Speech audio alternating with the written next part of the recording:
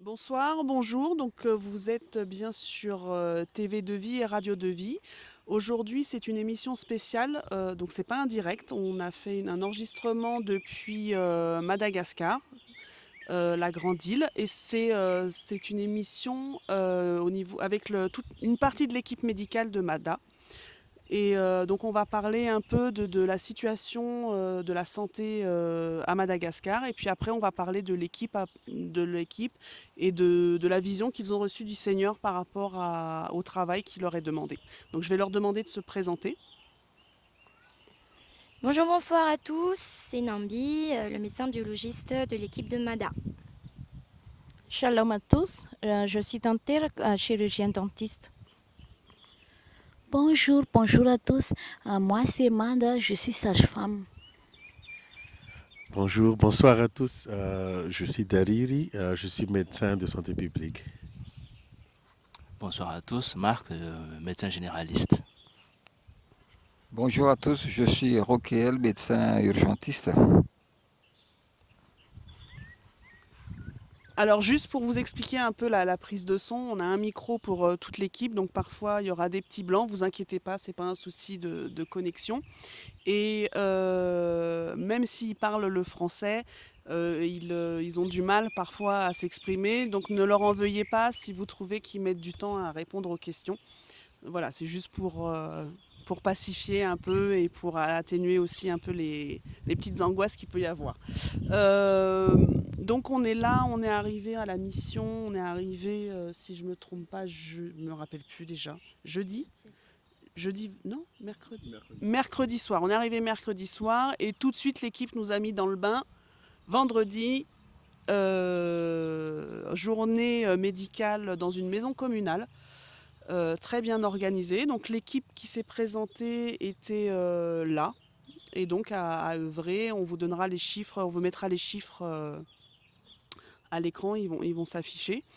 Personnellement, j'ai été très touchée de voir l'organisation, comment ça s'est passé, parce qu'il y avait aussi il y avait deux sages-femmes, une qui est à la retraite et qui est venue aussi pour les consultations. Et il y avait aussi une sœur qui est ophtalmologiste, qui est venue avec tout son matériel. Donc c'est vraiment une équipe qui travaille d'un même esprit, d'un commun accord. L'organisation se fait sans problème, sans à-coups. Les patients ont été reçus. Ils ont eu d'abord un moment de partage, un moment de louange et de partage. Et ensuite, ils sont venus tour à tour pour voir les sages-femmes. Donc il y en a qui ont fait, je crois qu'ils ont fait tous les stands. Parce que je les ai vus chez les dentistes, chez la sage-femme, chez le généraliste, chez l'ophtalmo. Personnellement, j'ai suivi le cas d'un enfant, Michael, qui à la base c'est sa maman qui est venue et moi je l'ai pris et j'ai demandé à la maman de faire différentes choses pour l'enfant parce qu'il est sourd et je pense qu'on donnera des nouvelles plus tard de cet enfant.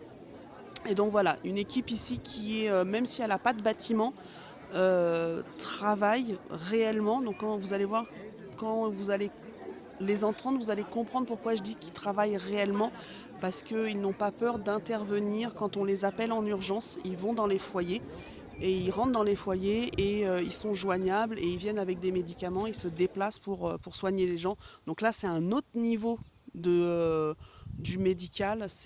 Voilà. Là, des fois, j'ai pas de mots quand je les vois œuvrer. J'ai vraiment pas de mots à part rendre gloire au Seigneur. Donc je vais demander au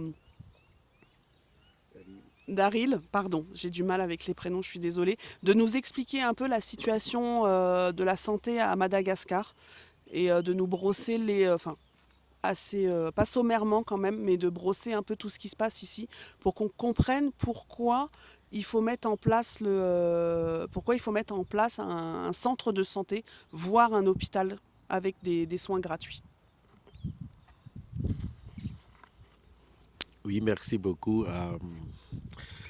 Peut-être nous n'aurons pas le temps de s'étaler largement, mais à Madagascar, c'est que c'est encore un système de santé qui est assez jeune, si on peut le dire, pour le synthétiser. Ensuite, le pays est structuré à des centres de santé de base qui assurent les soins primaires Il y a aussi donc les hôpitaux de district. Il y a aussi des hôpitaux régionaux. Ils sont au nombre de 96 hôpitaux de district, 16 hôpitaux régionaux et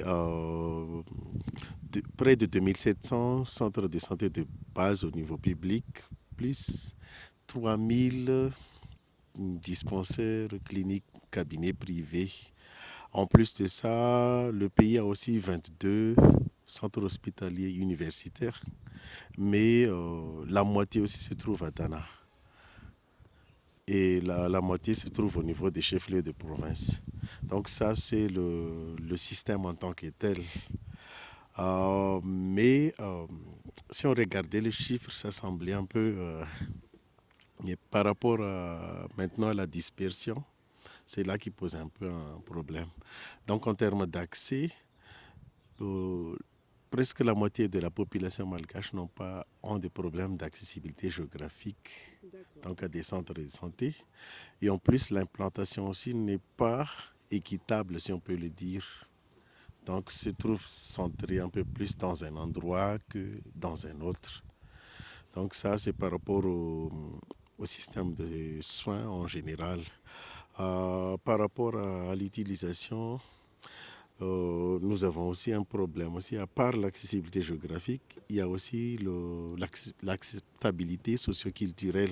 Parce que ça, c'est un des problèmes aussi, avec aussi des différentes pratiques néfastes qui sont contraires donc, et qui poussent les gens à ne pas se soigner ou à préférer autre chose donc, avant, oui. Donc là, tu parles de tout ce qui est tradipraticien, c'est ça? Oui. Voilà. Donc c'est très important ici, d'après ce que je comprends? Oui, oui. En tout cas, c'est très important et voire même il y en a beaucoup d'endroits où, dans le pays que avant même dans les centres de santé, dans les hôpitaux, les gens consultent là-bas d'abord. D'accord, c'est ce que Oui, nous, en Europe, on va appeler des guérisseurs ou des... Voilà. Voilà, médecine Non, c'est même pas traditionnel, parce qu'il y a des sourciers, enfin, oui, il y plus en a. parce que Oui. vous êtes équipés, vous avez quand même au niveau de la flore, vous avez quand même beaucoup de plantes médicinales qui Oui. sont utilisées. Oui. Après, il y a aussi la partie, on va dire, un peu plus médecine spirituelle, avec des interventions plus ou moins compliquées. Voilà. Il y a ça aussi? Voilà, oui. En tout cas, il y a ça, c'est tous les deux même. D'accord. Parce que là, ce côté culturel, spirituel, et l'autre, c'est côté plantes médicinales et tout le reste, oui. Donc ils vont préférer passer sur la tradition plutôt que d'aller voir des médecins parce qu'ils n'ont pas confiance ou c'est par habitude? En fait, le deux, d'abord, c'est cette histoire de... C'est déjà la culture, tout ça. Mais l'autre chose aussi, c'est l'accessibilité financière. Ça, c'est presque 54%. Donc, on rencontre toujours ça. Mais en plus aussi, en termes d'accessibilité financière aussi, c'est pour, même si au niveau de base, hein, les actes, les soins sont gratuits, mais il y a un certain...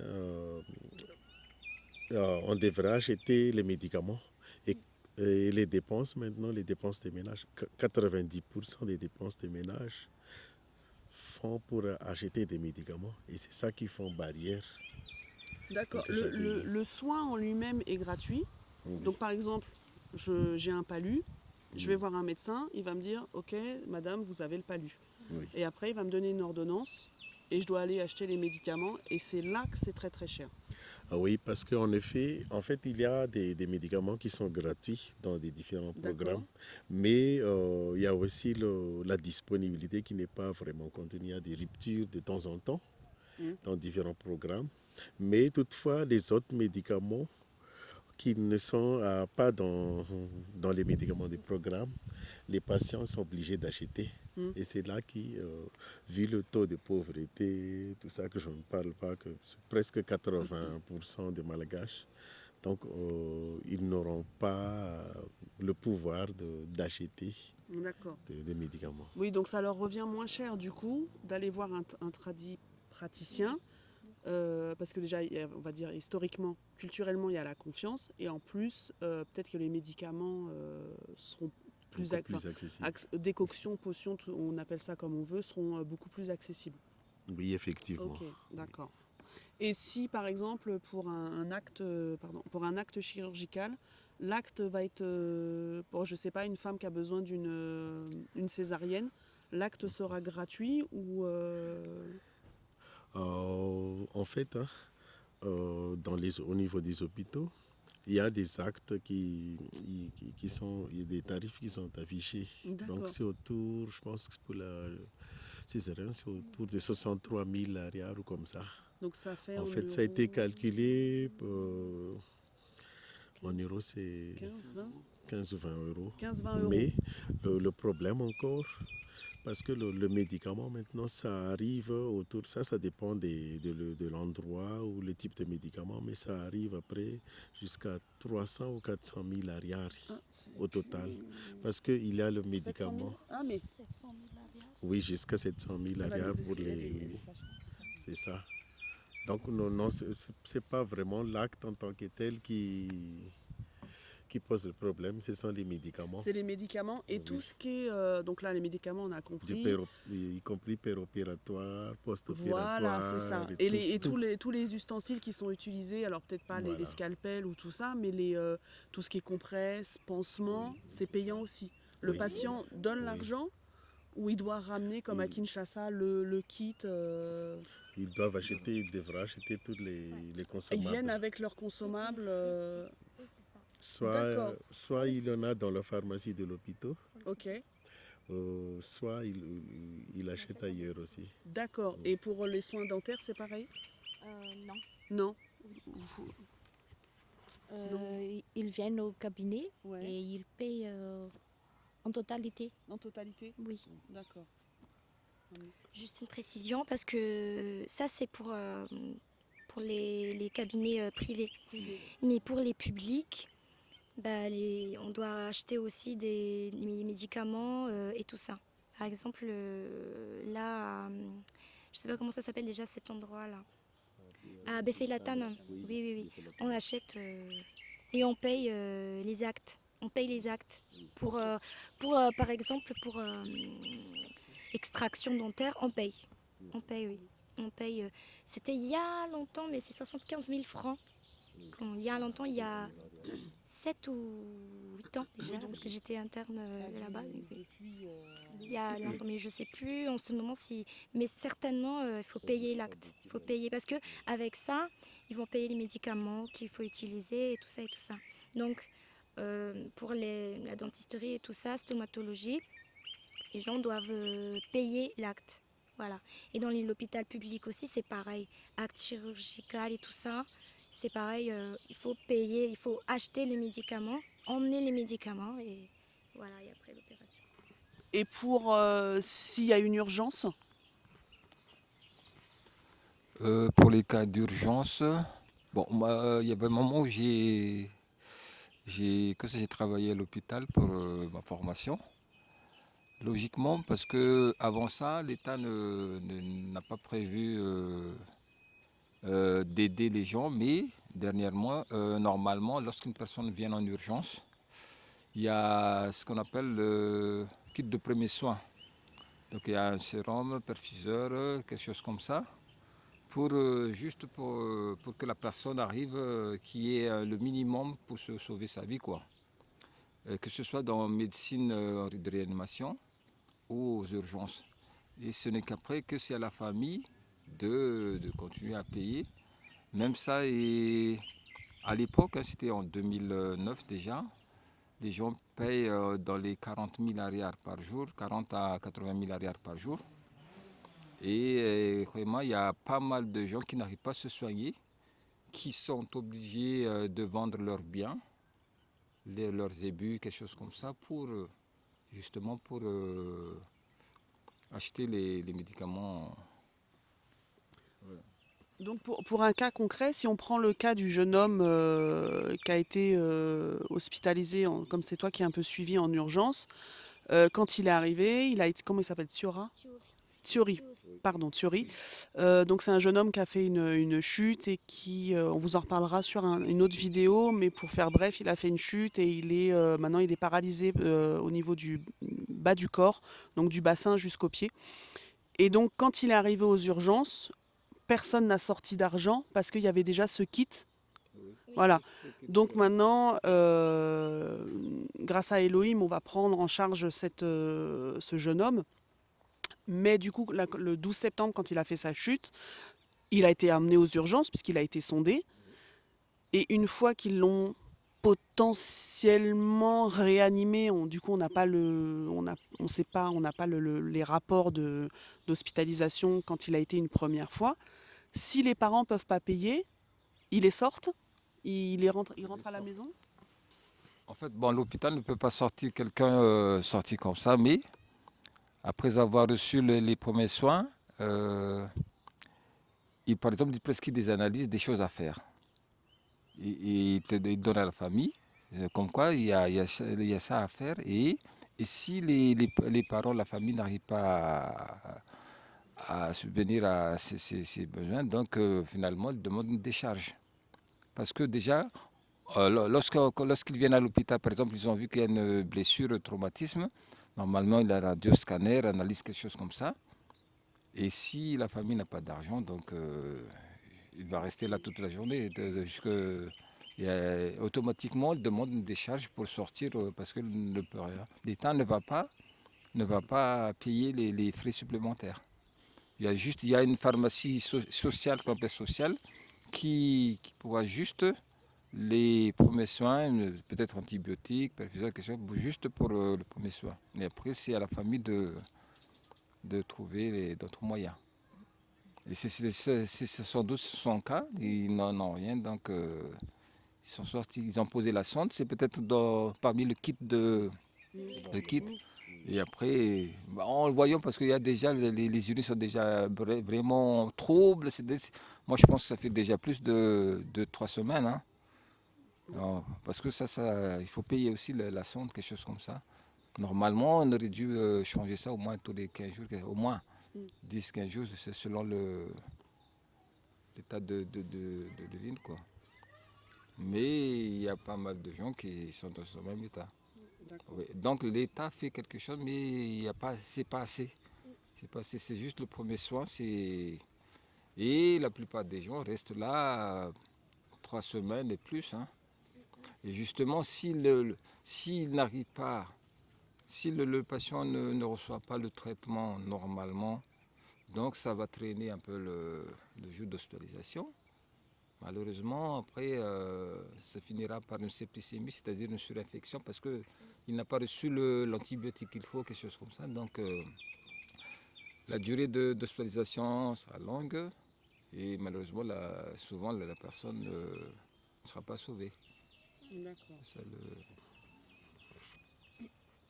Oui, donc si on fait on peut même pas faire un parallèle avec nous alors on va dire en France, parce qu'il y a d'autres pays où ça commence enfin quoi qu'en France, j'ai vu des vidéos où à Perpignan, il y avait une file, il n'y a plus de place. Les urgences sont saturées et les pompiers sont obligés d'attendre à l'extérieur. Enfin, cette vidéo, je vous la montrerai après, mais c'est une vidéo incroyable. Mais oui, du coup, on comprend bien l'importance de faire un centre hospitalier aussi ici, où du début jusqu'à la fin, les soins sont gratuits. Et même s'il y a une participation, mais elle sera jamais d'un montant. On va pas laisser ce jeune homme, par exemple, quand vous aurez mis votre centre hospitalier en place, jamais vous allez le laisser comme ça, avec une sonde, le renvoyer à la maison. Et du coup, moi, humainement parlant, comment font les médecins pour supporter ça? Se dire, ce jeune homme, je le renvoie chez lui. Et parce que moi, quand je l'ai vu, pour moi, alors j'ai mis sur mon compte Instagram, j'ai mis, honnêtement, il était aux portes de la mort. Donc comment les médecins, alors je parle pas de vous parce que vous êtes chrétien et je sais que voilà, l'esprit est là et que vous faites le nécessaire pour pas que ça arrive, mais vos collègues, comment ils font? Non, personne ne renvoie les malades à la maison. On n'a pas le droit. L'hôpital n'a pas le droit. Ok. Mais on vous laisse les prescriptions. Si vous n'arrivez pas à satisfaire la demande, c'est vous-même qui demande à sortir. Mais comment les médecins font humainement quand ils savent que la personne va mourir parce qu'il n'y a pas d'argent? Oui, peut-être pour ajouter ça aussi, ce qui s'est passé dans des hôpitaux publics surtout, c'est que eux, ils demandent, ils font un engagement. C'est comme un prêt. C'est que eux, ils donnent, mais souvent c'est un peu illégal, c'est en contre la procédure, mais souvent les collègues, ils sont contraints de faire comme ça. Donc, ils s'engagent avec l'équipe de la pharmacie, la session. Ok. Ils laissent la famille laisse sa carte d'identité dans la session et ils avancent le médicament. Et après, c'est là qu'il y a deux cas qui se passent. Donc, il y a des cas où la famille continue encore à chercher à vendre Mm. quelques temps après, ou voire quelques semaines, ou rembourse. Il y en a d'autres familles que eux, ils arrivent à placer dans des cas sociaux. D'accord. Et il y en a des familles qui disparaissent aussi, hein.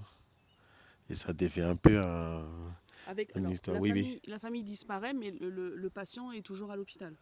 Non, avec Non? le patient aussi. Il disparaît. Oui, Allez, hop, tout oui, le monde s'en va. c'est Ok, ça. d'accord.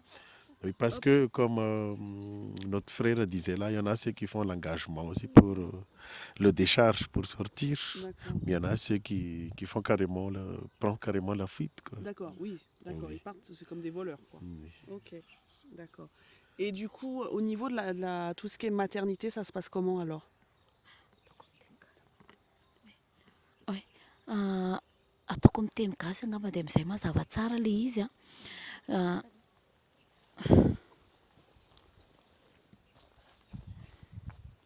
Bon, je vais parler en malgache, comme ça c'est beaucoup plus clair.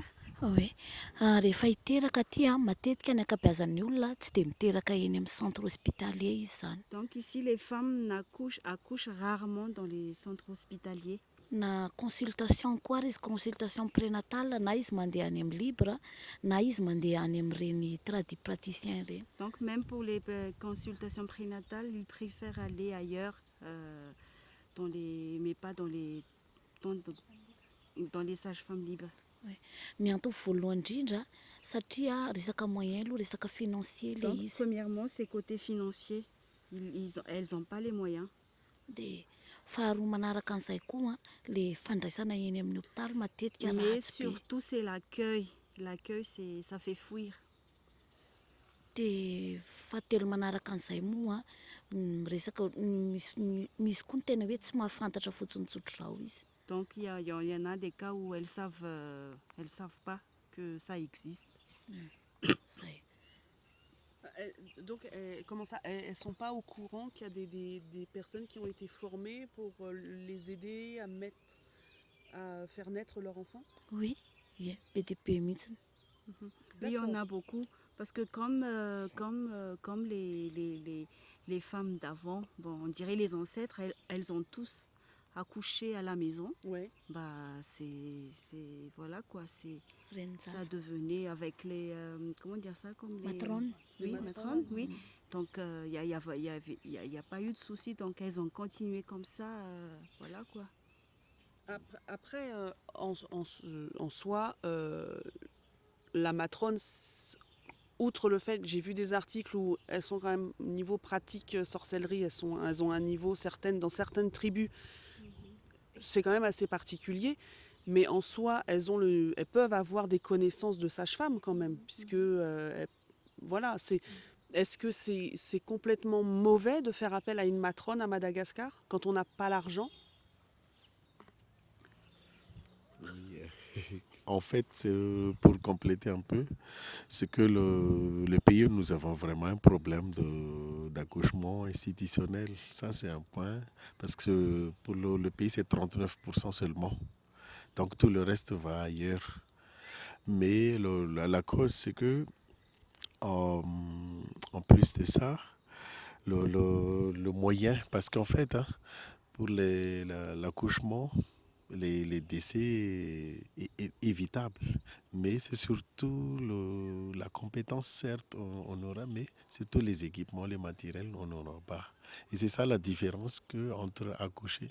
Donc pour le pays, on n'est pas encore à un stade où on pousse les accouchements à domicile parce qu'on n'est pas suffisamment équipé. Même dans les hôpitaux, centres de santé, on n'est pas encore équipé. On n'est pas atteint un niveau de hautement équipé pour gérer toutes les complications obstétricales. Donc, si je prends le cas, s'il y a une femme qui vient, elle avait un diabète gestationnel et elle fait une pré-éclampsie, vous pouvez la prendre en charge?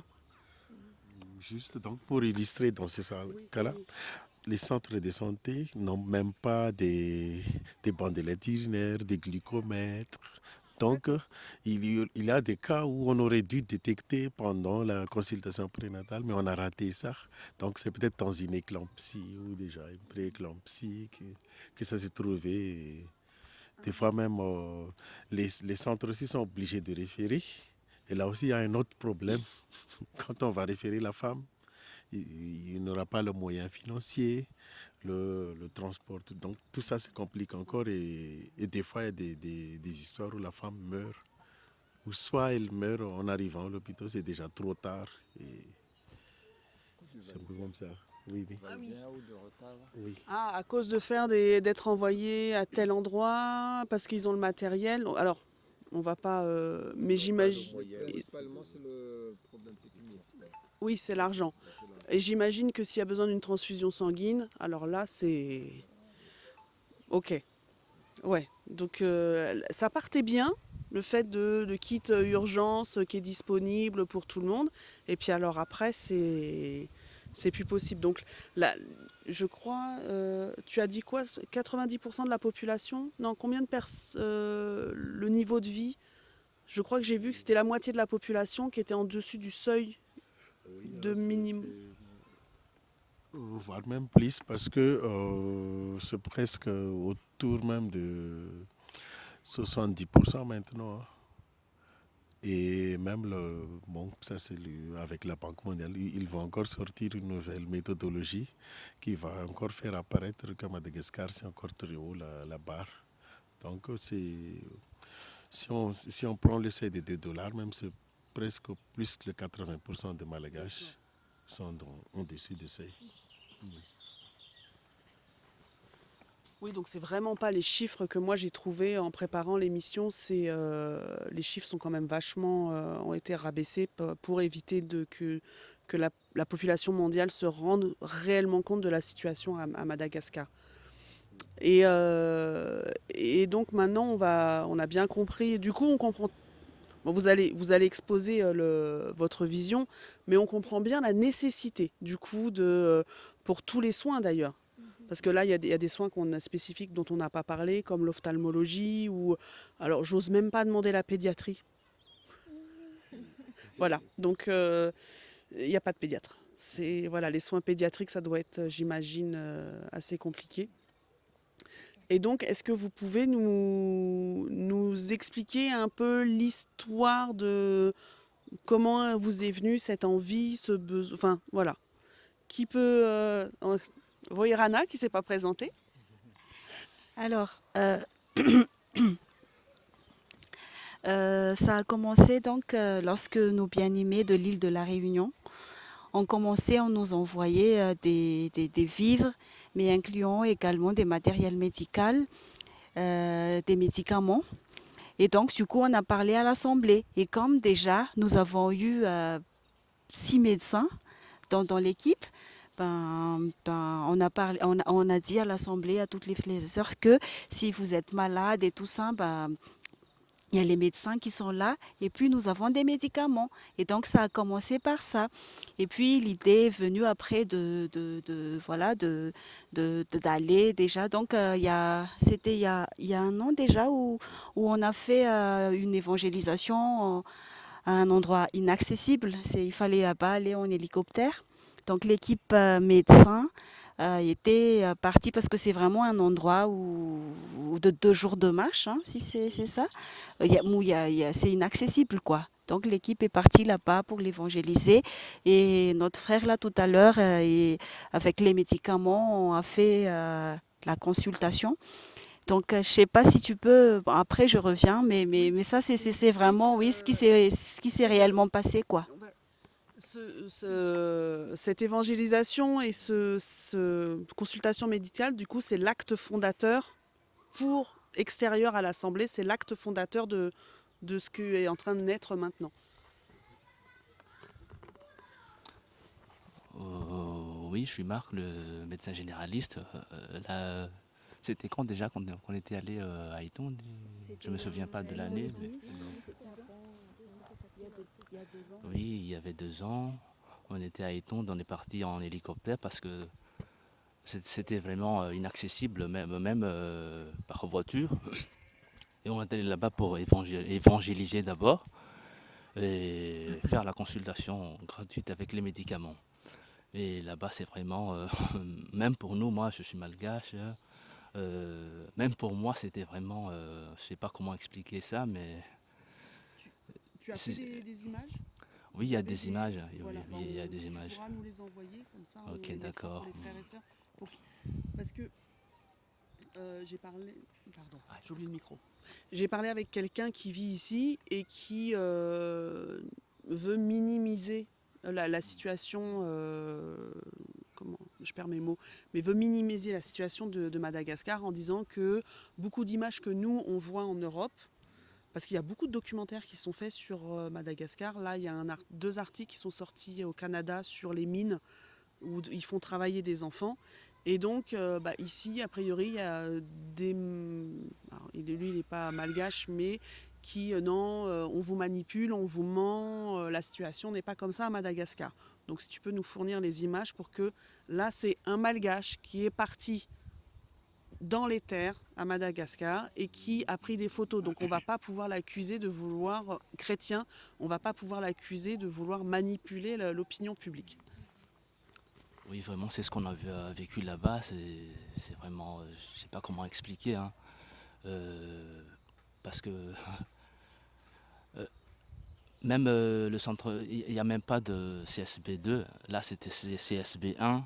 Centre de santé de base de niveau 1, c'est une sage-femme qui tient le centre. Oui, il n'y a même pas de médecin. Oui, oui. Il n'y a pas de médicaments. Il n'y a pas de médicaments parce qu'il n'y a même pas d'accès pour venir là-bas. Oui. Voilà. Et on a fait les consultations. Ils étaient tous heureux de nous recevoir. Hein.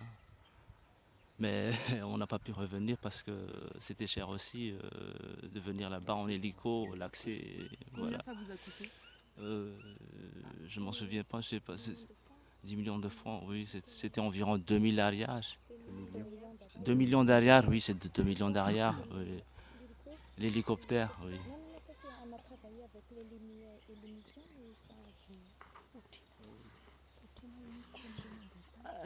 On a travaillé avec l'émission et le prix a diminué, mais le coût réel, c'est pas 2 millions, c'est très cher.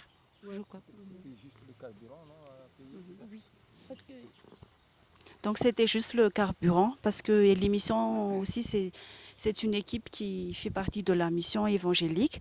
Donc quand ils ont appris que nous allons là-bas, donc ils ont fait un prix pour montrer leur collaboration, quoi. Donc c'était juste le genre de participation qu'ils nous ont demandé. Mais ça a commencé donc à partir de cela. Et puis du coup, l'équipe avec la sollicitation de notre sœur l'ophtalmologue, donc, qui a une école en brousse, école privée, hein, mais en brousse, à 3 heures de route d'ici. Elle a demandé à ce que l'équipe médecin fasse une consultation là-bas.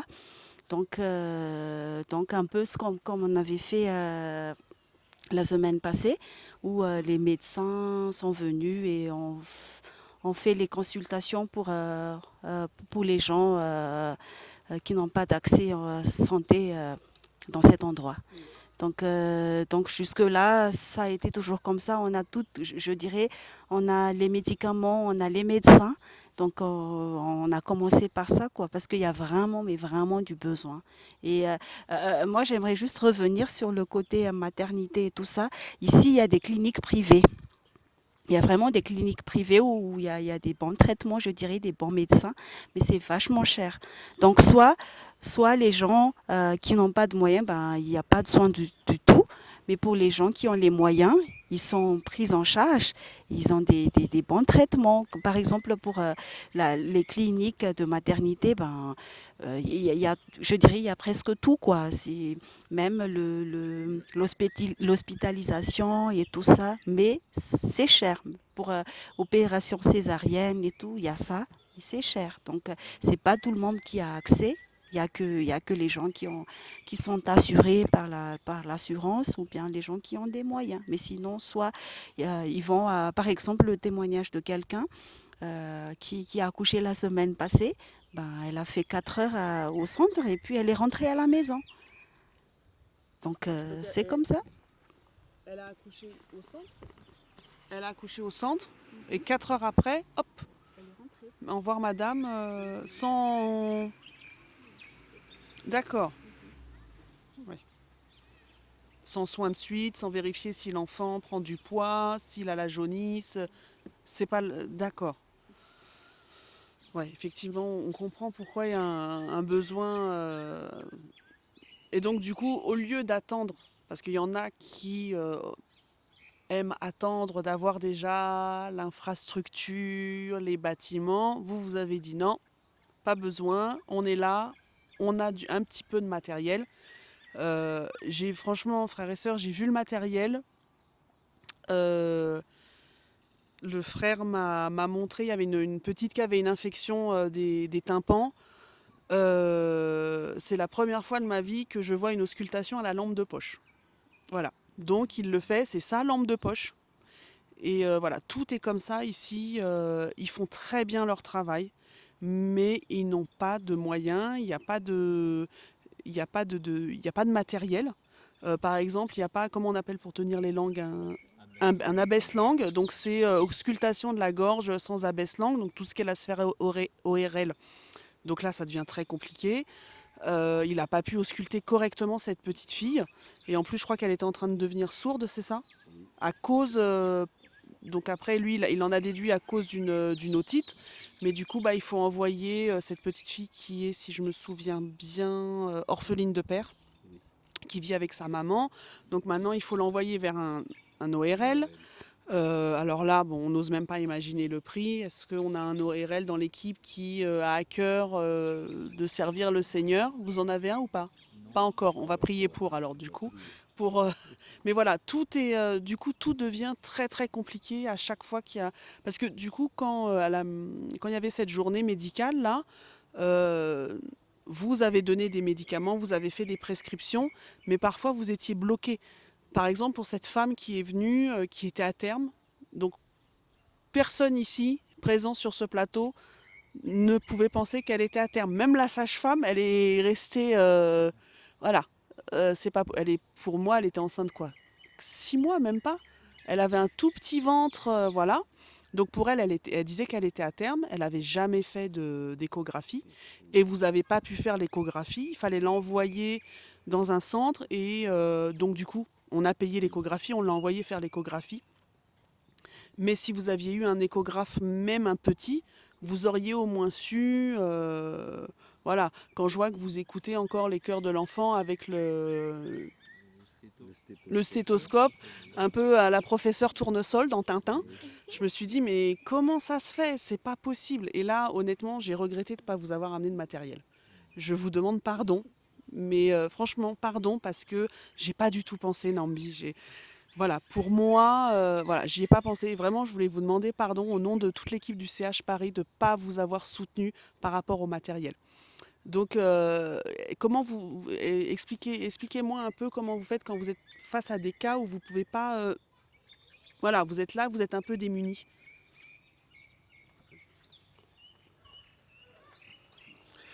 Donc ça, c'est la prière. Hein. C'est pour être honnête, parce qu'il y a des cas qui franchement, ça. Donc techniquement, ça nous dépasse carrément. Et il y a même même le vendredi dernier, même si on leur demande, vous devez faire tel examen d'imagerie ou de laboratoire, le gens refuse carrément. Nous, on ne peut pas. Et même la fille qui avait le problème d'oreille, c'est que ça a traîné depuis des mois, ou comme ça, depuis. Parce que sa maman ne peut pas acheter le médicament, alors que ça aurait un simple antibiotique comme ça aura déjà résolu il y a plusieurs mois. Mais maintenant, probablement, il a des problèmes au niveau du tympan et tout ça. Donc, c'est l'accès même aux soins spécialisés, c'est vraiment difficile, et parfois c'est touchant, c'est écœurant, mais on ne sait plus vraiment qu'est-ce qu'on va faire. On prie, Seigneur, Seigneur, sauve cet enfant. C'est carrément comme ça. Hein. Ouais, c'est vraiment... Oui, on est dépourvu pour réagir à de telles situations. Mais je passe à mes frères et sœurs aussi. En fait, c'est ça le problème. À la fin de l'après-midi, il n'y avait plus presque de médicaments qu'il faut pour les cas. Alors, ils se plaignaient, les gens, ils disaient, c'est pour ça qu'on est venu ici, pour les médicaments, consultation gratuite, mais vous prescrivez encore pour acheter, et on n'a pas les moyens, et on n'a pas pu faire quelque chose pour eux. Hein. Du coup, les médicaments que vous avez, donc c'est les frères et sœurs de l'île de la Réunion, que vraiment Elohim les bénisse pour participer, et qui sont dans cette vision, qui ont vraiment... que le Seigneur le bénisse. Et est-ce que vous avez mis... alors, la question va paraître bizarre, parce que quand on voit le niveau de vie ici à Madagascar, voilà, mais une sorte de cagnotte où vous piochez dedans quand vous avez un besoin, par exemple pour cet enfant, acheter un petit médicament. Est-ce que vous pouvez vous acheter des médicaments pour vos journées de consultation ?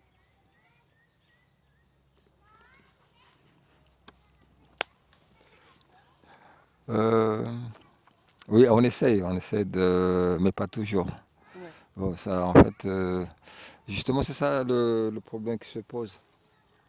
Côté prescription, consultation, il n'y a rien il n'y a pas de souci. C'est l'accès aux médicaments, parce que même les médicaments qui viennent de l'Inde, de la Chine, sont quand même assez chers. Parce que là, par exemple, il y avait les dons qui viennent de la Réunion, nous remercions. Bon. Et on a pu quand même acheter une petite partie aussi, mais c'était pas encore, ce ne sont pas encore suffisants. C'était pas, en fait, c'est limité quoi. Si on veut bien travailler comme il faut, correctement, donc il faut avoir le stock minimum pour réaliser une.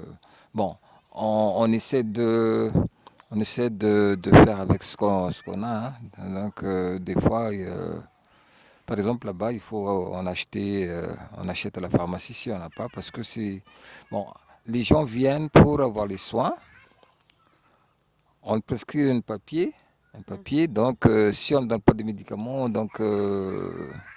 Oui, parce que le problème ici, c'est pas le fait d'aller voir un médecin, c'est vraiment parce qu'ils peuvent aller dans les hôpitaux publics. Voilà. Mais c'est le fait d'acquérir le Exactement. médicament ou de faire des prises de sang. J'imagine pour le palu, c'est la goutte Goutte épaisse, épaisse, oui. ou voilà, les tests urinaires, les bandelettes, tout ça. J'imagine qu'il faut tout acheter, tout fournir. Voilà, donc vous venez, vous coupez le doigt, il faut ramener le fil, l'aiguille pour la suture. Exactement, C'est voilà, ça, exactement voilà. ça. Ouais. Avec le sérum fille pour le nettoyage de la plaie. Et, ok. Donc oui, effectivement, ils arrivent là, ils arrivent au programme, même s'ils ont mangé, même s'ils ont passé un temps convivial, mais ils arrivent, ils n'ont plus de médicaments, on n'a plus de médicaments à leur fournir, et là, ça devient compliqué. C'est comme si un peu on leur avait menti. Parce que, ouais, oui, c'est ça, ouais. Ok. Donc non, mais tout ça, c'est des choses que nous, enfin, personnellement, moi, je ne... Voilà, c'est en parlant avec vous que je me rends compte d'une réalité particulière du terrain qu'on retrouve plus ou moins aussi sur d'autres pays en Afrique centrale, là où on va souvent. Mais, et donc là, parlons très terre à terre. Si vous voulez faire une campagne demain, comment ça se passe? Campagne de consultation.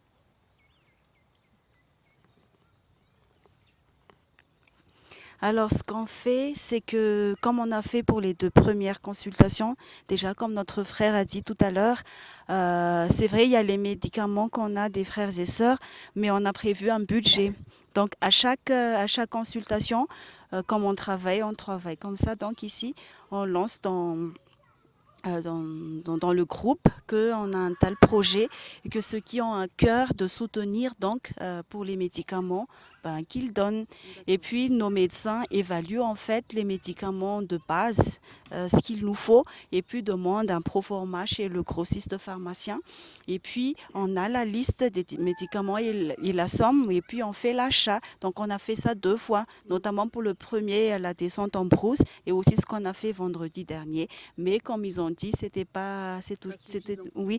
Et fallait préciser aussi que oui, même parmi les médicaments qu'on reçoit de nos frères et sœurs, il n'y a pas trop je dirais pas de maladies qui correspondent à cela. Oui. Donc des fois, ce qu'on a fait, c'est qu'on on vend ces médicaments-là à l'hôpital ou à des gens qui en ont besoin pour qu'on puisse en acheter. On a aussi, parce qu'on a eu des gants, pas mal de gants, et on a vendu ça aussi pour mettre dans la cagnotte, quoi. Donc tout ce qu'on peut pour transformer ceci en médicaments, ben, on le fait. Voilà, donc si demain on aura, et c'est sûr qu'on va y avoir, on fonctionnera tout de même comme ça, mais avec, comme il y a nos frères qui sont là, on prévoit une réunion, comme ça nos médecins listent vraiment les médicaments comment on dira, de base nécessaires. Comme ça, quand ils vont recevoir les dons, ils vont peut-être trier, si possible, de récupérer ce dont nous avons vraiment besoin. Donc voilà, je vous ai pas menti, très organisé. Franchement, c'est incroyable. Vraiment, le Seigneur vous a fait une grâce pour l'organisation. Tout est bien préparé. Et du coup, la question maintenant par rapport aux médicaments, quelles sont les pathologies prédominantes ici à Madagascar? Donc je vais commencer après mes collègues pourront aussi, frères et sœurs pourraient compléter. C'est que généralement, la majorité, ce sont les infections respiratoires aiguës, surtout pour les enfants, mais aussi les adultes en général. Il y a aussi tout ce qui est la fièvre, tout ça, le paludisme et, euh, et les autres maladies diarrhéiques. Donc tout ça, parce que le pays, on a tout un problème de maladies transmissibles. Je ne vais pas citer tous les autres, mais parmi les 3 premiers, c'est partout, ce sont les 3. Et à part ça, il y a aussi tout ce qui est aspect de maladies non transmissibles. Donc, comme on a constaté récemment même aussi sur place, mais même dans les statistiques, on parle aussi, c'est que l'hypertension artérielle, ça c'est, je peux dire, c'est un fléau dans le pays. Mais Oui. selon toi, c'est dû à quoi? En fait, il y a 2 choses. Donc, mais pour Madagascar, c'est beaucoup plus comportemental. D'accord. Parce qu'il y a l'aspect, comment je vais dire ça, l'alimentation, tout ça qui prédispose maintenant le système cardiovasculaire. Et il y a aussi les habitudes, il y a le stress, il y a la pauvreté, tout ça. Donc, tout ça qui contribue à fragiliser ça. Et même quand vous voyez même les statistiques, je ne suis pas emmené, mais même l'âge, ça apparaît même la complication, ça apparaît très tôt. Donc il y a des cas des accidents vasculaires cérébraux dont l'âge maintenant qui descend oui, à moins de 30 ans et tout ça. Et même pardon. Même si vous regardez sur Internet, hein, il y a le statistique mondial qui montre même que c'est l'une des premières causes de décès à Madagascar. Tous les problèmes cardiovasculaires. Là. D'accord, donc j'imagine que quelqu'un qui fait un AVC, donc un accident vasculaire cérébral, alors je sais pas comment vous appelez ça ici, ces quartiers très pauvres, nous on aurait tendance à appeler ça un bidonville, mais je sais pas comment ça s'appelle ici, c'est ça? Vous appelez ça aussi un bidonville? Donc un gamin, une personne d'une trentaine d'années qui fait un AVC, mais il n'y a pas de prise en charge, il n'y a rien, il va rester par terre, il se remet pas, il reste... Parce que les AVC, c'est la prise en charge, c'est dans les... Même pas 3 heures, c'est combien logiquement? Même si dans les 6 heures, hein, ça doit être dans les 6 heures. Mais ouais, voilà. Mais le comble encore, c'est plutôt ne peut pas faire toute cette batterie d'examens paracliniques pour le faire, tout ça. Et en plus, hein, si c'est AVC, la plupart, c'est pas gratuit. Hein. Ce sont les autres maladies qui ont le médicament gratuit. Donc et après, il faudrait faire des traitements à long terme, toutes les antihypertenseurs, tout ça. Ça reste. Même on a avec des collègues, nous avons même des cas où qui nous demandent après pour les traitements à long terme, des antihypertenseurs, tout ça. Oui. Oui. Et du coup, juste, je voudrais... parce que tu as dit qu'une des premières causes, c'était les maladies respiratoires aussi. Moi, je suis là donc depuis une petite semaine. J'ai pas l'impression que ça soit extrêmement pollué. Enfin, c'est pas l'impression... Voilà, parce que nous, on nous dit, attention, tu vas à Madagascar, c'est un des pays les plus pollués au monde. Je me lève le matin, je vois pas comme à Paris. À Paris, quand on sort le matin, on a une ligne grise. Nambi, tu peux témoigner. Et partout où vous allez avoir une ligne grise comme ça. Et là, aujourd'hui, vive l'asthme. Donc, est-ce que tu peux nous expliquer pourquoi? Oui, en fait, c'est pas quand vous regardez ici, il y a une partie, mais c'est surtout la cause, c'est le charbon. En fait, c'est presque 90% du foyer, 95%, sont avec le charbon. Donc, c'est à cause de ça. Donc, ça, c'est un des facteurs qui contribue beaucoup à fragiliser le système respiratoire. Mais pas... Sauf s'il y a Tana où il y a des endroits où, au centre-ville, là où il est hautement pollué, il y a aussi les autres métaux, le plomb, il y a même le pesticide, mais c'est le charbon qui est derrière. Mais là aussi, franchement, c'est la solution vraiment difficile à mettre en œuvre. Parce que tous les pays qu'on doit changer, ça c'est vraiment difficile. Oui. Et pour avoir légèrement vu les intérieurs de maisons dans ces bidonvilles, j'imagine que les maladies aussi respiratoires sont dues à des moisissures ou des... Exactement. Donc exactement, c'est autour des tas de bidonvilles. Même si vous regardez aussi même la structure de bâtiments, de maisons, qui est trop étroit.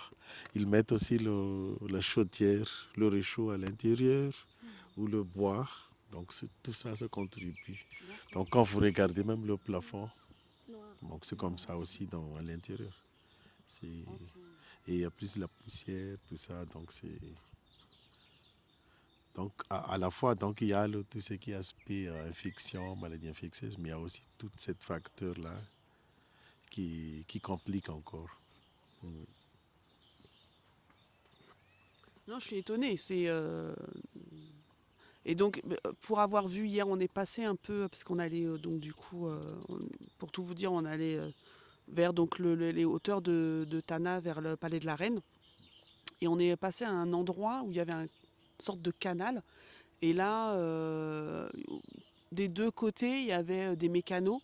Et je pense ils vident les huiles de vidange et tout ça. Voilà. Donc, ouais, enfin, c'était même l'odeur. Et je me suis dit, franchement, on roule régulièrement. On voit quand même que, contrairement, si on fait un parallèle avec Kinshasa, il n'y a pas tant de tas d'ordures, de sacs, parce qu'à Kinshasa, pour un canal comme ça, vous avez 10 centimètres de sacs plastiques. Et après, ça va se jeter directement dans le fleuve Congo, et après, bon, hop, dans l'Atlantique.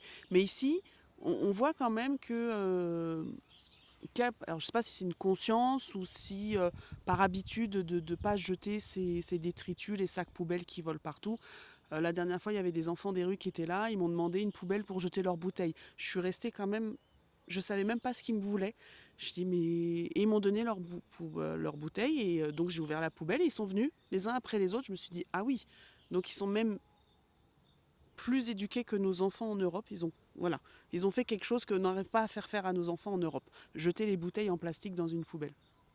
Mais là où je voulais en venir, c'était toutes ces maladies dues à l'eau contaminée.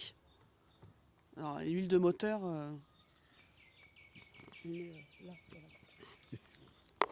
Ok, en fait, en ce sens-là, c'est que en fait, c'est je parle un peu plus côté urbanisme, tout ça. Donc, c'est tout le réseau d'évacuation, parce que ça fait vieille dans les années 60, je pense, tout le réseau actuel de la ville. Donc, mais c'est déjà surchargé, qui crée différents débordements, donc ainsi des contaminations, même de toute l'eau et tout ça. Donc, ça, c'est ce qui crée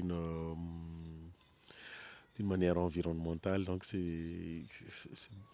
on est beaucoup, il y a beaucoup de toutes les différentes particules microbiennes, tout ça. Si on faisait, malheureusement, on n'a pas un système de surveillance environnementale fort. Donc, ça aussi, c'est. Donc, Namp connaît bien ça, mais tout ça, elle pourra ajouter. Hein. En fait, le problème, c'est vraiment le côté biologique qui est très négligé ici. Étant médecin biologiste, quand je suis arrivée en France, j'étais choquée, quoi. Comment ils sont organisés et comment ils font pour surveiller l'environnement, les égouts et tout ça. Mais ici, à Madagascar, non, il n'y a pas... c'est pas encore dans les hôpitaux publics, laboratoires publics, non, il n'y a pas. Même les matériels sont c'est très... Quand c'est éloigné de Tana, si on va envoyer un biologiste là-bas, il n'aura qu'un petit microscope et c'est lui qui va se débrouiller. Il fait, je sais pas, il demande les matériels et tout ça, mais ça n'arrive pas parce que... Même pas une automate. Pas de... Ouais, parce que l'État n'a pas d'argent. C'est-à-dire qu'ils arrivent à investir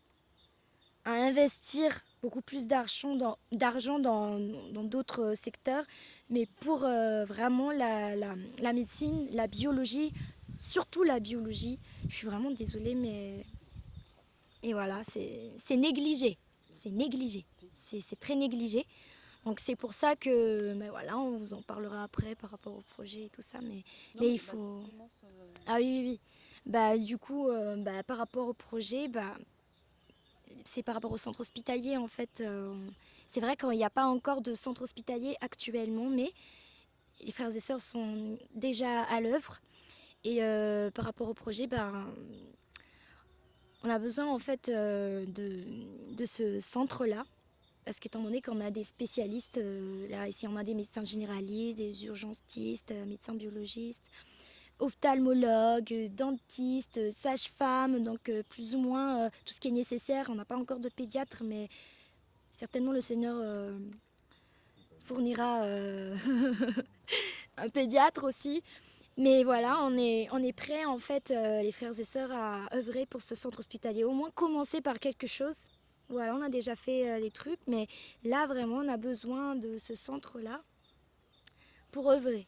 Voilà, pour faire, parce qu'il y a beaucoup de gens qui en ont besoin. Au moins on apporte notre petit qu'on peut faire, quoi.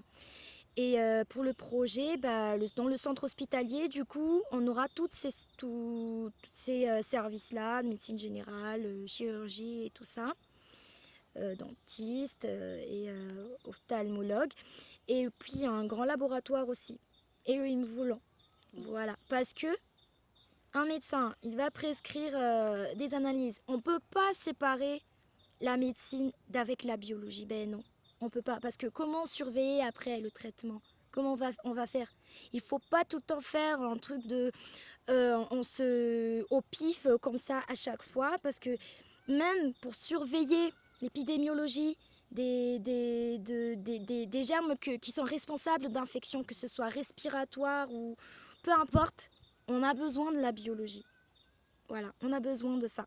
Même pour la surveillance des médicaments et tout ça, diagnostic d'urgence, même le palu, c'est de la biologie. Hein. C'est la biologie, on va regarder au microscope les parasites. Donc c'est ça en fait qui est négligé. Les biologistes sont très négligés. C'est comme si, voilà, ce sont juste des gens qui sont au labo, ils ne sont pas en contact avec les patients, mais non. Pour nous, les fluides et tout ça, c'est nos patients, c'est-à-dire on réfléchit à c'est quoi, on aide en fait les médecins généralistes et tout ça à faire le diagnostic et à faire les surveillances. Donc c'est nécessaire. Il faut vraiment équiper les laboratoires. Il faut des labos. Il y a des labos ici, oui, mais c'est cher. Moi, si je suis pasteur de Madagascar, c'est cher. C'est cher. Et ça, c'est... Donc si on arrive à avoir un centre hospitalier avec un laboratoire aux normes, mais qui est gratuit, où au moins les médecins, lorsqu'ils ont besoin de diagnostic d'urgence, CRP, telle chose, allons-y au laboratoire direct. Ah mais ce sera vraiment génial quoi. En gros, c'est la même vision pour tous les centres hospitaliers qui commencent à se mettre en place. C'est être autonome. Une autonomie totale et ne pas dépendre d'institutions extérieures. Même j'imagine que si vous pouvez mettre en place une banque de sang, alors là, c'est tranquille. Donc, effectivement, vous voyez, frères et sœurs, la nécessité ici aussi d'un centre hospitalier. J'avais un peu perçu, mais voilà, là, je pense qu'on a été assez profondément pour que tout le monde puisse comprendre et saisir la réalité de ce terrain. Et encore, là, on n'a parlé que de l'aspect médical, on va dire, dans la capitale. Parce que j'imagine qu'il y a certaines parties parce que le pays est très vaste. Et il y a différents climats, il y a différentes populations, il y a différentes typologies. Et j'imagine que dans le sud, ça doit être quelque chose dans le nord, enfin partout. Donc je pense que ça sera le premier qui va donner peut-être naissance, parce que vous avez, en plus d'avoir à cœur de mettre en place ce centre hospitalier, ce que je vois chez vous aussi, c'est ce côté missionnaire.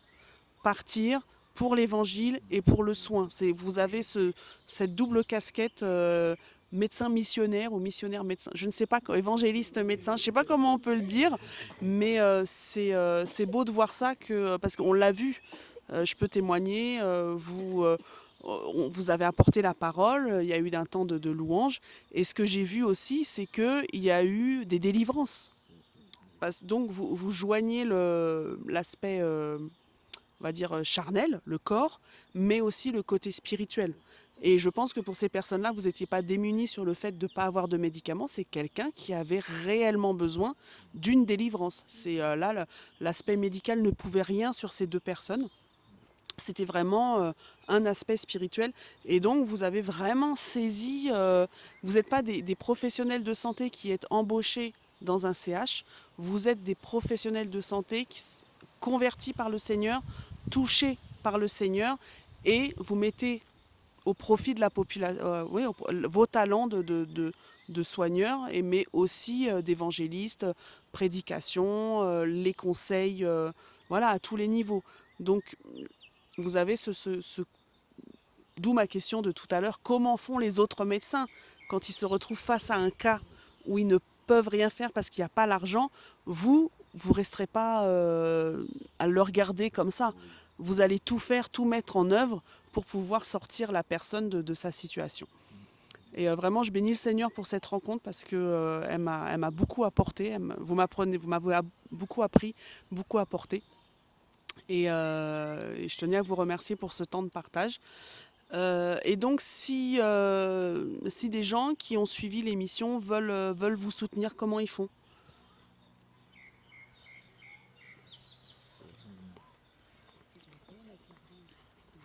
Donc, dans ce cas, comme je disais tout à l'heure, chaque projet, on prévoit un budget. Donc, que ce soit une consultation locale ici ou bien même pour les gens de l'Assemblée. Parce que je tiens quand même à préciser que oui, on consulte les gens de l'Assemblée, mais on aide aussi les gens de l'extérieur. Genre une famille qui est dans le besoin.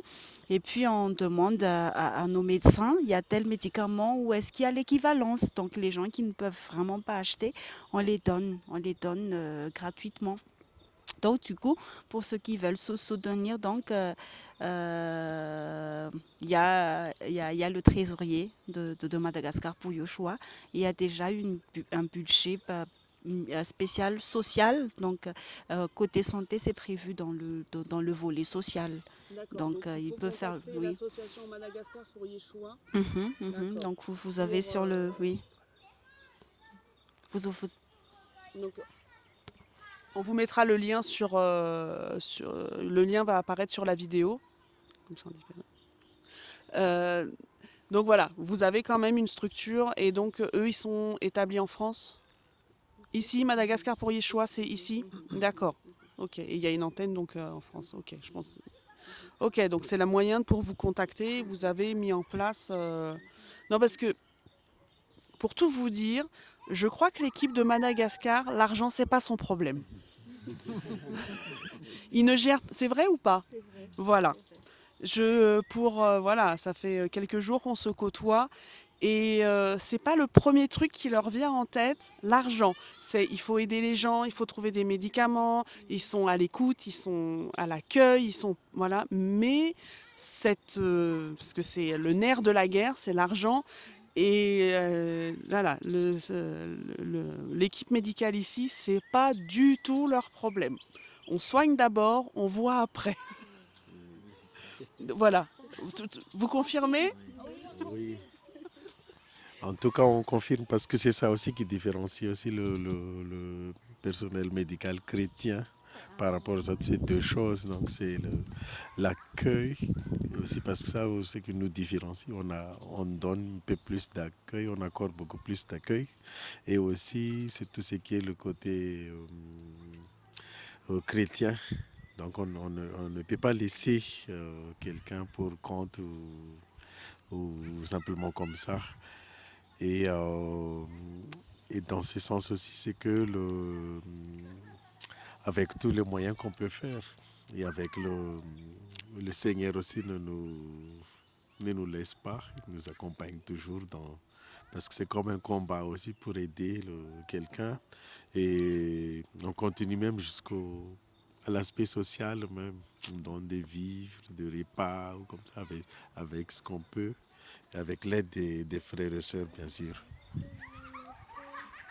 Juste pour rajouter, en fait, moi je dis toujours que être médecin, en fait, c'est pas, on n'est pas juste médecin comme ça, mais c'est le Seigneur, même l'intelligence.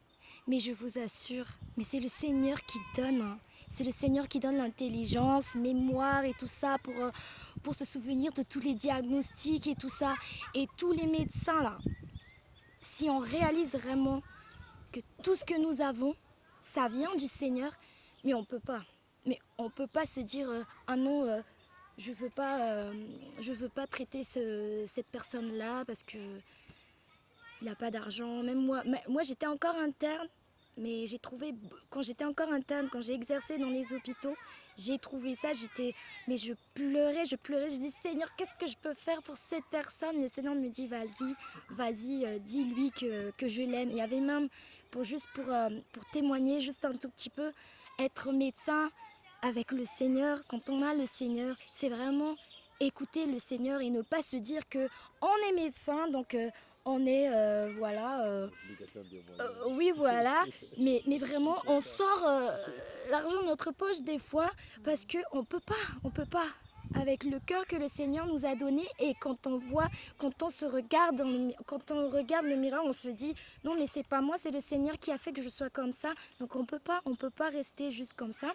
Il y avait un jour où la personne, quand j'étais encore interne en gynécologie, quand j'étais à Toamas, la dame, on devait lui ôter l'utérus carrément parce que elle a fait une hémorragie grave avec un mort-né. C'est-à-dire qu'elle n'a jamais eu d'enfant, hein. Mais c'était mort-né. Et du coup, on a déjà, c'est l'hystérectomie, c'est-à-dire on va lui enlever l'utérus. Et ben moi, dans mon cœur, je tremblais, j'ai dit Seigneur, qu'est-ce que je peux faire pour elle? Je t'en supplie, je peux pas la laisser comme ça. En plus, ils n'avaient pas vraiment d'argent. Mais ils arrivaient à me dire qu'est-ce qu'on va faire, on doit acheter tel médicament. Et du coup, le Seigneur m'a dit, va lui dire que je l'aime, parce que je veux la sauver. Moi, j'étais encore bébé dans le Seigneur, mais là, il me dit, va lui parler, va lui dire que je l'aime. Et du coup, je dis, ok Seigneur, c'est bien toi, hein, c'est bien toi que je vais lui dire. Alors, je lui ai dit, le Seigneur vous aime, il veut vous sauver. Je lui ai parlé, je lui ai dit par rapport au Seigneur que voilà. Et après, elle a pleuré. Et après ça, elle a accepté le Seigneur. Et après, le Seigneur a dit, pose ta main sur son ventre, parce que je vais faire un miracle. Je vais arrêter l'hémorragie. Si elle est d'accord, pose ta main sur son ventre. J'ai dit, ok. J'ai posé sa main sur son ventre. L'hémorragie a été stoppée. Et pourtant, la famille avait déjà tout vendu pour acheter le truc. Les matériels. Et du coup, l'hémorragie s'est arrêtée. C'est-à-dire qu'il y a des choses, même si on est médecin, il y a des choses qui nous dépassent, des choses que le Seigneur nous fait faire comme ça, quoi. Donc, c'est pas une question d'intelligence comme quoi je suis médecin, donc je me regarde les gens de haut. Mais c'est vraiment, il faut l'humilité et se dire que c'est le Seigneur qui nous a donné ça. Et c'est en fait ça, pour les médecins en tout cas, pour les collègues et médecins en malgache ici, étant chrétiens, je pense que c'est ça qui est fort dans nos cœurs. C'est pour ça que l'argent là... C'est vrai parce que... Voilà. C'est vrai parce que dans les hôpitaux, il y a des bons médecins, mais il y a toujours des gens meurent toujours, hein, il y a toujours des morts. Donc c'est la preuve qu'il faut qu'on met toute sur la décision sur la main du Seigneur, quoi. Ça c'est vrai. Et je vais rajouter, c'est vrai que souvent lorsqu'on traite les gens, lorsqu'on est devant des personnes un peu démunies, on sort de l'argent forcément parce qu'il n'a pas les moyens. Parce que, bon, s'il est devant nous, c'est pas au hasard. Peut-être que nous sommes la solution. Donc on fait le peu qu'on peut faire, quoi. Et j'invite aussi aux frères à l'extérieur par rapport aux médicaments. Donc ne jetez pas les médicaments parce que ça sauve des vies ici à Madagascar, en Afrique en général. Parce que, bon, je ne sais pas si je devrais dire ça, mais dans mon expérience, parce qu'on a tendance, lorsque la date est déjà très très proche, on jette. Mais, bon, à l'époque, hein, peut-être j'ai pas fait, c'est peut-être ce qu'il ne faut pas faire. Lorsque j'étais en 4e année de médecine, je suis allé en brousse, très loin de la ville de Diego, pour essayer d'apprendre à traiter les gens, à soigner les gens. Bon, à l'époque, j'avais pas d'argent, donc il y avait les sœurs qui vendaient des médicaments à bas prix. Et après, à ma grande surprise, que les médicaments ont été périmés. Donc ils disaient que ça soigne toujours. Ah bon, je sais. Donc je suis allé parce que comme j'ai pas les moyens, bon, pas tous mes médicaments sont périmés, mais quelques médicaments.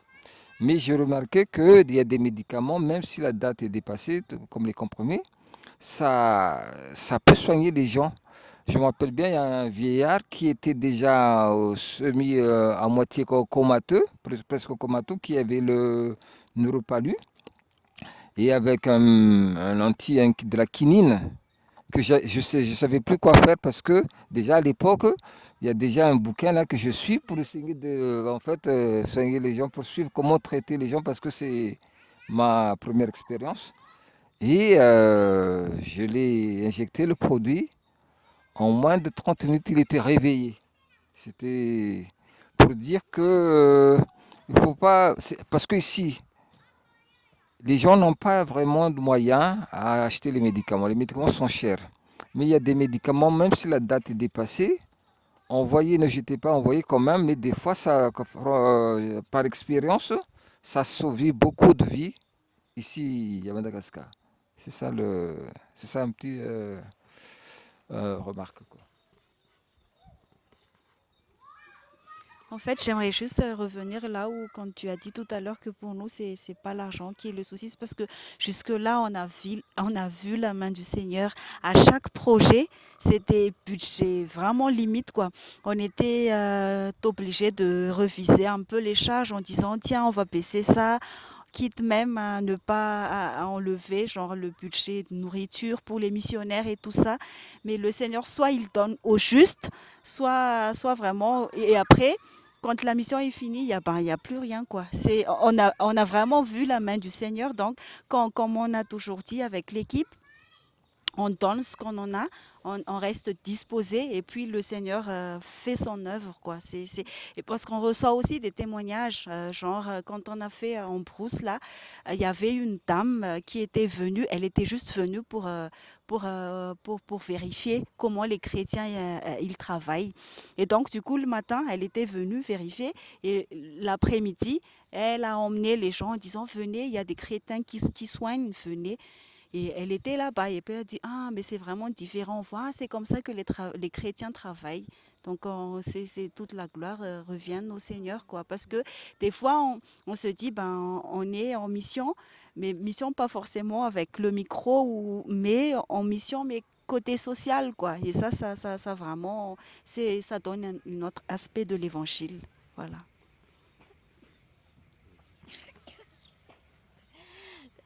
C'est juste un mot aussi. Euh, Quand on pense aussi qu'on fait l'œuvre pour le Seigneur, on est vraiment dans la joie. Donc, on ne limite pas. Et après, il nous donne de la force incroyable. Et donc, on reçoit. Et on ne pense pas à l'argent. On dit que le Seigneur pourvoit. On fait et après, on verra. Amen. Donc, je pense qu'on a fini. Juste petite précision, tout le monde est bénévole, il n'y a pas de salaire de verser. J'imagine que quand vous avez des frais annexes, vous les sortez de vos poches. Mais je préfère préciser quand même, parce que voilà, on a des détracteurs qui peuvent peut-être penser, voilà, donc on casse tout de suite. Mais vraiment, que le Seigneur vous bénisse pour tout le travail que vous faites, pour cette vision de l'Évangile, qui est, selon Jacques, la véritable religion. Donc c'est-à-dire que vous allez visiter les gens, vous les soignez par la grâce du Seigneur, mais vous veillez aussi à leur bien-être spirituel, à leur bien-être matériel, vous apportez de la nourriture, vous apportez des vêtements. Donc c'est ça la véritable religion. Et franchement, vous êtes vraiment un encouragement pour moi. Et je pense que vous êtes un encouragement pour le reste des missionnaires et pour le reste de la grande famille chrétienne qui saisit réellement la puissance du Seigneur à travers tous vos mots. Vraiment que le Seigneur vous bénisse. Donc frères et sœurs, on espère vous donner très très très vite des nouvelles de l'équipe de Madagascar, qui je pense seront peut-être envoyés dans d'autres nations pour apporter leur savoir, leur connaissance à d'autres équipes médicales.